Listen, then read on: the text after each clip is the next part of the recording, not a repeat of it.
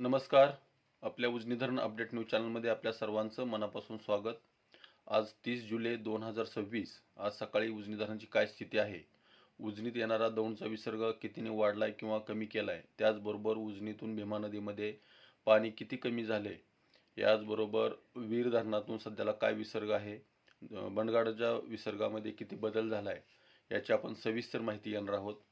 आज सकाळी जर उजनी धरणाचा एकूण पाणीसाठा बघितला तर 116.88 TMC, तर उपयुक्त पाणीसाठा हा 53.22 TMC आणि टक्केवारी बघितली तर रात्रीपेक्षा टक्केवारी थोडीशी वाढलेली आहे.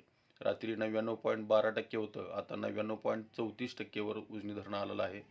आणि दौंडच्या विसर्गामध्ये रात्रीचा जो विसर्ग होता 29,437, त्यामध्ये 4,500ने वाढ होऊन तो आता सध्याला 33,803 एवढा झालेला आहे.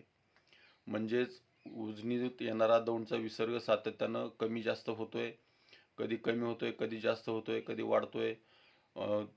तर बंडगाडच्या विसर्गामध्ये रात्री 15,974 होता, त्यामध्येही थोडीशी वाढ झालेली आहे. आणि दुसरी गोष्ट अशी की वीर धरणातून जो विसर्ग चालू होता तो कायम आहे, तो म्हणजे 4,613 क्युसेक्स. आता नदीपात्रात जो विसर्ग भीमा नदीत सोडला होता उजनीतून, तो काल 6 वाजेपर्यंत 61,600 होता.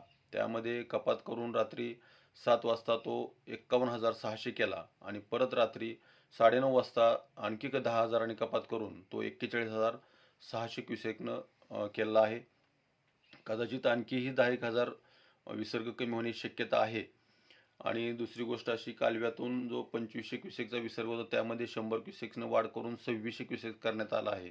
बोगद्यातून 900, सेनामाडा उपसा सिंचनमधून 280 आणि दहेगाव उपसा सिंचनमधून 90 क्युसेकचा विसर्ग सध्याला चालू आहे. नीरा नरसिंगपूरचा जर विसर्ग दोन्ही नदीचा बघितला तो काल जवळपास 68,000 क्युसेकचा होता, तो आता 51,000 क्युसेकवर आलेला आहे. आणि पंढरपूरच्या परिसरामध्ये जो विसर्गाचा पाण्याचा वेढा पडला होता त्यामध्ये थोडीशी कपात झाली आहे, जास्त नाही. कारण उजनीतून जरी पाणी कमी केलं असलं तरी पंढरपूरमध्ये पाणी कमी व्हायला थोडासा वेळ लागतो. पंढरपूरमध्ये सध्याला 58,752 क्युसेकचा विसर्ग सध्याला आहे.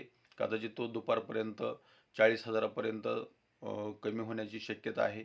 तर अशाच उजनीच्या ताज्या घडामोडीसाठी, ताज्या अपडेटसाठी आपल्या उजनी धरण अपडेट न्यूज चॅनलला लाईक करा, सबस्क्राईब करा, शेअर करा. उजनी धरण अपडेटसाठी बेंबळेहून सिद्धेश्वर शिंदे. धन्यवाद.